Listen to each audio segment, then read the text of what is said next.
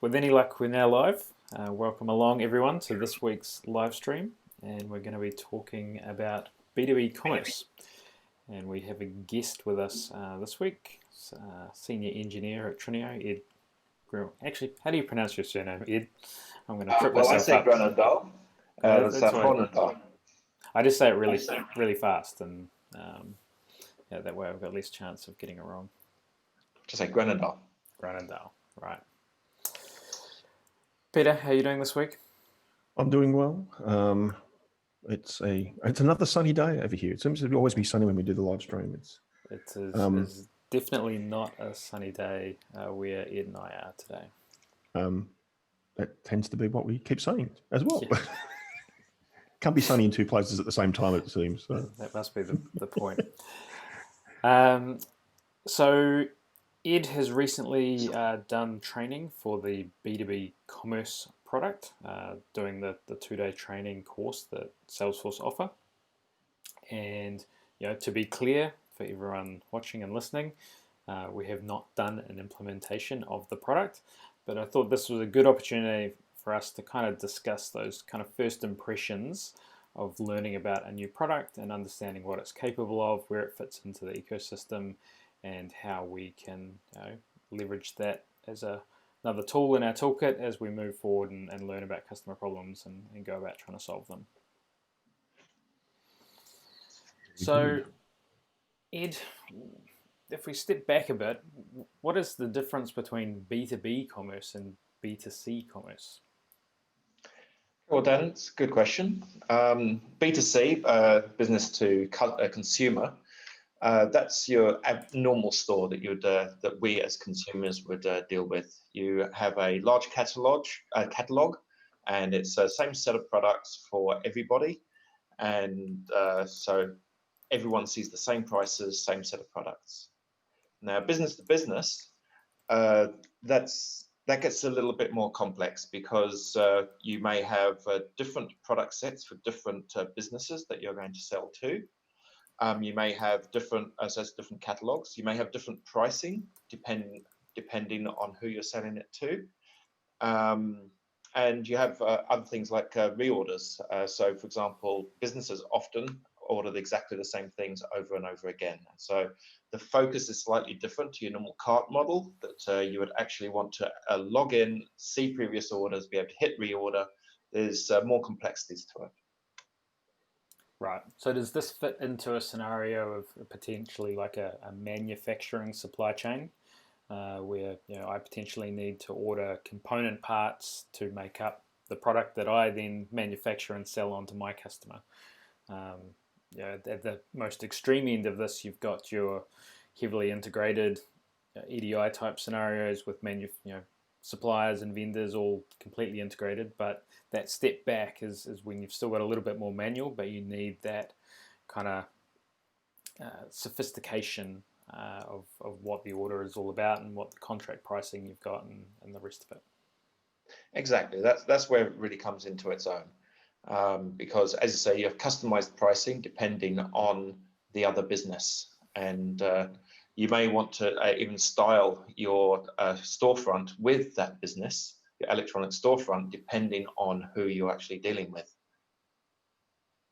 Okay, so that's an interesting scenario that you can effectively skin something based on who the customer is and give them a unique experience as well. That's right. As in what different experiences for different customers, you mean, or? Yes. So as an example, let's say we've got a tire distributor, Sally's Tire Distributors. Now, you've got, say, Bob's Tires and Jane's Tires. They sell tires to the consumer. Now, when Bob's Tires and Jane's Tires, they want to get tires from the distributor. The distributor may decide to create a storefront for Bob's and a separate storefront for Jane's that has a totally different style. Because let's say Bob sells generally off-roading tires and Jane is racing tires. So you would style it differently. You'd have a different catalog of products, and you'd have different pricing on those catalogs, even where there's overlap. Because conceivably, Bob Bob doesn't sell as many tires as Jane. Jane gets Jane's tires as a company gets better discounts, and so has different pricing. Mm-hmm. Interesting. It's a good use of the, a really good use of the product in that way. How does it handle things like I'm going to say bundle, I suppose, or special offers and things like that? I mean, does it tend to do that in the typical way of having a discount code or something like that, or how does that product catalog come together, I suppose? Well, we're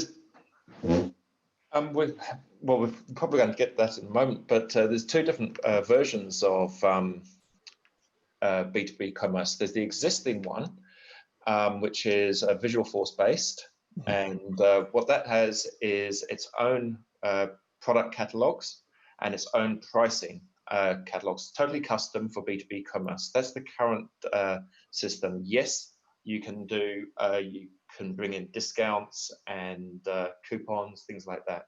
Mm-hmm. The new model, which is the Lightning version, is using standard Salesforce products, so the product to objects, so products and price books.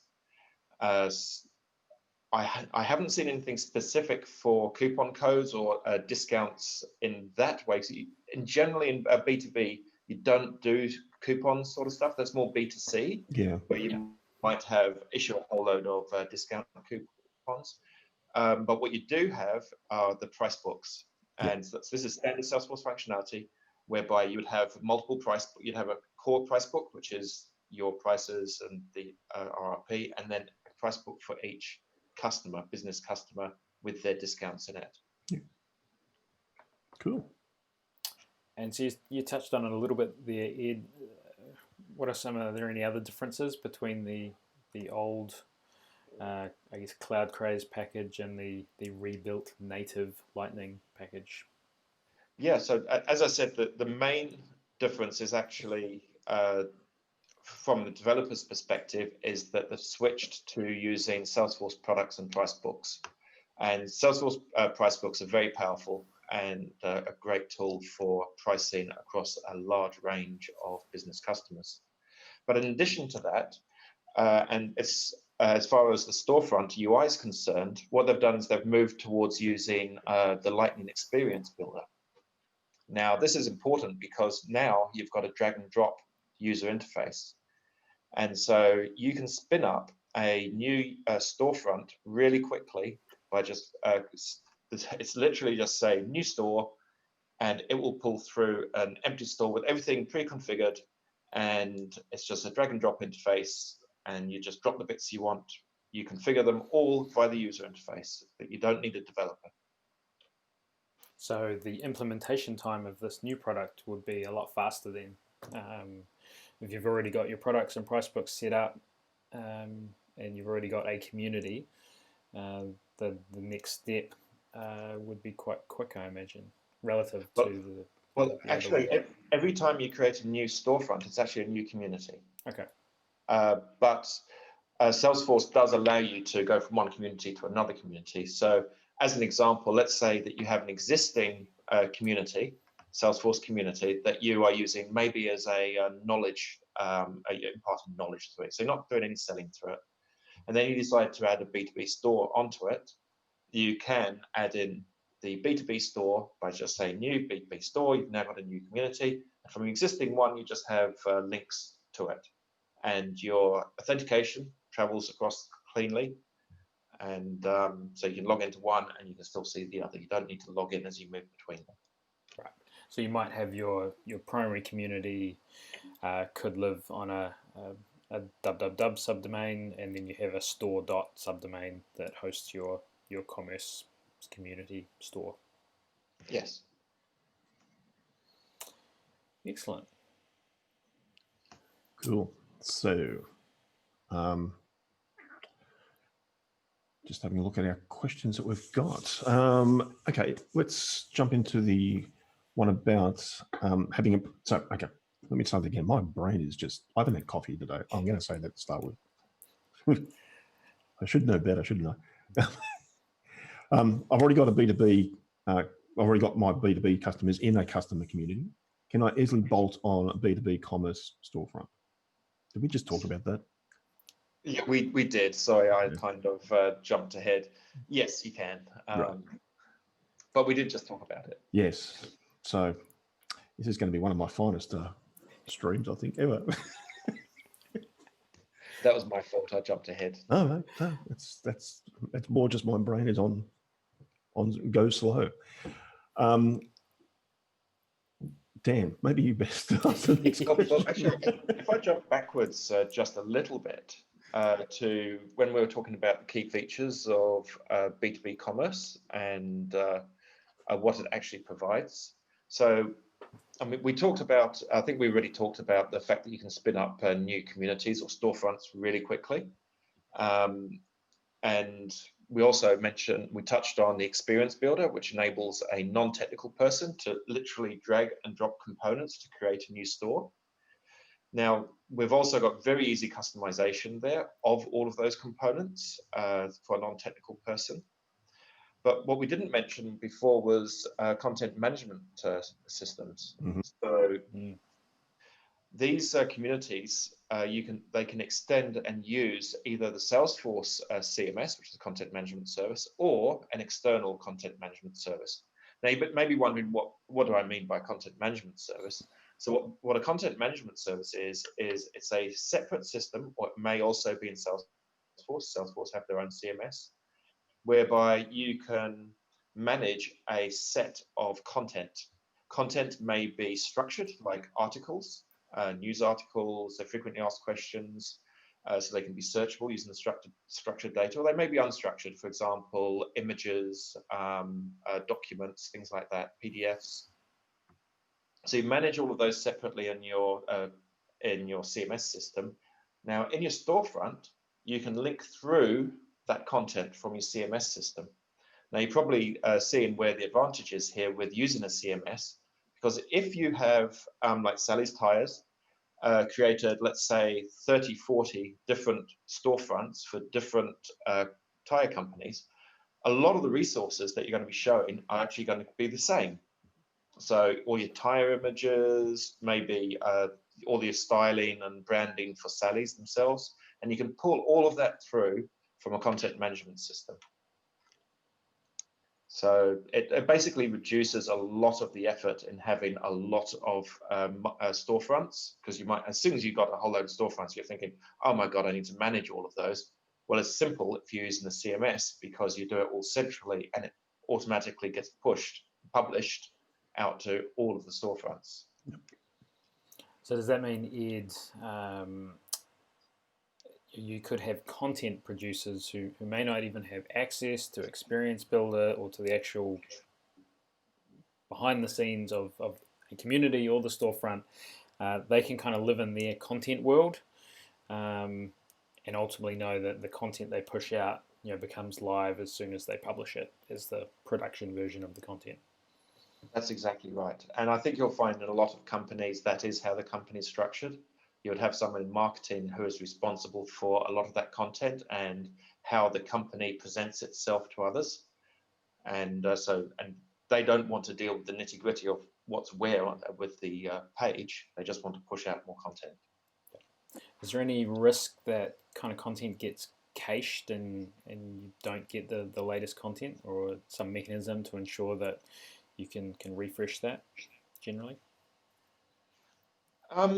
Well, a content management system services aren't really responsible for that. What you generally do is you possibly have what's called a content distribution network that sits in front of your site or your storefront and your content management service. And a content distribution network is responsible for caching content close to you so that it downloads quickly. Yeah. Now, its purpose of living is to cache. So there's two ways. If you need to actually push something new through, there's two ways of doing it. Either you rename whatever it is you're pushing through, and then it naturally gets pushed through all of the caches, or you have to actually mark it as the content as the original content needs to have a lower refresh time. And you can actually do erase stuff from the cache as well, but it's more complex. best to design stuff up front that you might need to refresh is the whole point when you're using a CDN and caching. Yeah. So Ed, obviously, if in the next foreseeable future, moving forward, anyone would be creating one of these new Lightning-based storefronts. If a Salesforce developer was to inherit an existing Cloud Craze implementation, what are there any technical skills that would be required in the way that they've done it over and above your standard Apex and Visualforce? Yes, I would really recommend the training course that I went on, the B2B Commerce development course, the training on that, because I do see it as an extra layer over and above the standard Salesforce tooling. It's the one thing, the Lightning version. So actually, if we go back to the Visualforce version, that was actually a Cloud Craze. That was implemented as a managed package. So you would actually go to the App Exchange, you would install it. Now, the Lightning version is fully integrated into Salesforce now. It's not a managed package, it's actually just there. And because of that, I was saying that you need the B2B Commerce development course that I went on, and that is absolutely true for the Visualforce one. For the Lightning one, it's not so true because they've actually integrated it into Salesforce, into the setup menu, and it's actually a lot easier to use. So I would say you probably should go on the B2B Commerce course when it supports version 2, because it currently doesn't support version 2. And if you're going to extend it a little bit further than pretty basic storefronts, you'd probably want to be a Lightning developer. Now, the storefronts are developed using the Experience Builder, which means they support both Lightning and Aura.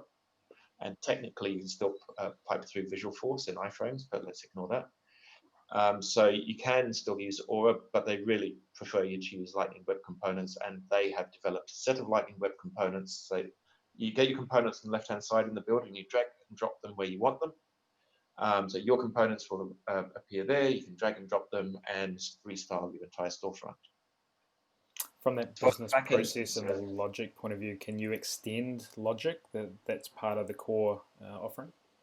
Right, so that is fundamentally the same as the previous version, and what we have is a set of classes, Apex classes, that they have provided that provide core functionality. When you want to extend the functionality of the store, let's use the example of coupons, even though you wouldn't use coupons on B2B, but you would be taking the class that was responsible for the cart, and you would extend that and with your own class that so you pick up all the existing functionality and then you add in a function for add coupon, and then you would take their user interface and redo your cart, so you add a new one for add coupon that comes through and calls your function. So yes, you can and will want to extend it unless you've got a very vanilla type B2B store. Yeah. And was there any, in the Visualforce version, any non-Salesforce technology used in there? I think I read something about a templating language or something that you'd consider non-Salesforce. Yes, so when the Visualforce version was developed, Lightning didn't exist. And so let's talk about Lightning and Aura first. So Salesforce, when they created Aura, or the original Lightning, they did that for a reason. They developed that so that they had this whole modern framework in place for the user interface. Then Lightning Web Components came around, and they threw a whole of that stuff of that away because they were using a structure that was already in every single browser. Now, let's get back to B2B Commerce. When B2B Commerce first came out, that was prior to Lightning. And so they did exactly the same thing. They used their own framework. Well, actually, it's not their own framework. They used a framework called Handlebars and Backbone, I think it is. And what that does is provide a view model architecture in the browser, very similar to to Aura, which was the first version of Lightning. So they essentially implemented all of that themselves. So some experience is required of dealing with Handlebars, which is a browser-based templating language. to actually work on the previous version. And obviously, if it's backbone, some JavaScript skills would be required as well. Oh, absolutely. It's heavy on the JavaScript, but that applies to the Lightning, the new one as well. Yeah. And did you mention to me the other day that there's some sort of complex caching that happens as well in the way that they've done things? Yes. So to make the stores work quickly, what they've done is there's, I think, 6 separate caches, and you have to know which bits go where. And when you've made a change, you have to click on an actual button in the admin user interface and say refresh cache.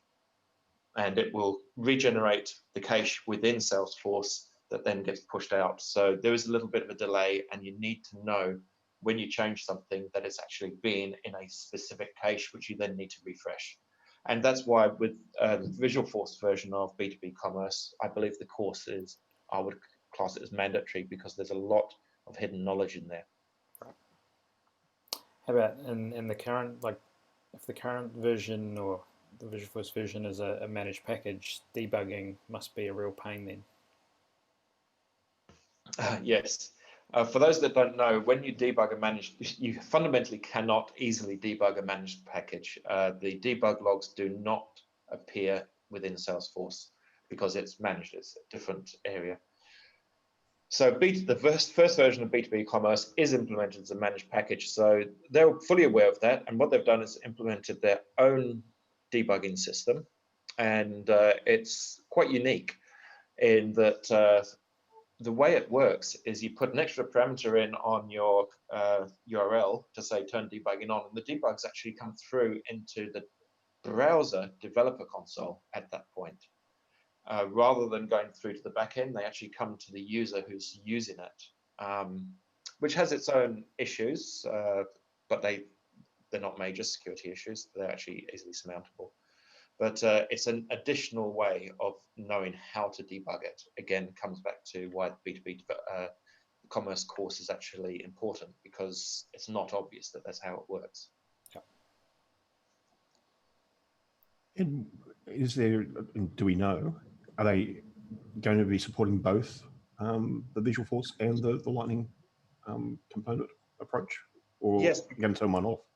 That's a very good question. And yes, because they are really quite different implementations, and because they are not easy to convert from one to the other, you essentially have to re-implement your storefronts from scratch. Salesforce have said that they're maintaining roadmaps for both versions. So they are going to continue with both versions with future roadmaps on both, so that people who are on the old version can continue on them and aren't being forced to transition to the Lightning version. Okay. For a period of time, I'm sure. For a period of time, I'm sure. Undisclosed at this point. Yeah. So if you're going to spin one up today, you'd be looking at using the Lightning version rather than the Visualforce one, by the sounds of it, because that's just absolutely the way to go. It's not generally available yet. I believe it's in the next version, which is real soon now. Yep. As in summer 20. Summer. Yep. So that's July. Yeah, early July. I think. Yep. Yep. So, and then if you're creating a new one, I would say it'd be remiss of you to not use the Lightning version. Now, I have heard that it's possible that the Lightning version isn't feature complete compared to the version 1. However, I imagine every single release or edition of Salesforce is going to add an awful lot more to that until they've got parity, and then I expect the Lightning version to overtake. Yep. Just going back almost to a question we could have started with, Ed, in the B2B commerce world, do you typically implement a payment gateway and pay by credit card, or is it more because it is that B2B, you're transacting with someone that you have an account with, and you just place these orders and then you get an invoice at the end of the month?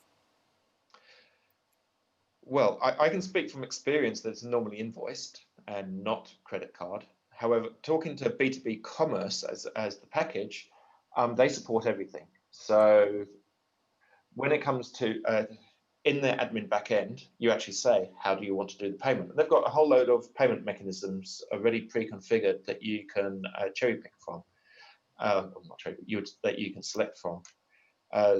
So yes, they have thought about the payment, and that's the really good thing about B2B commerce as a package, or as a product, is they've covered the entire end-to-end sales process.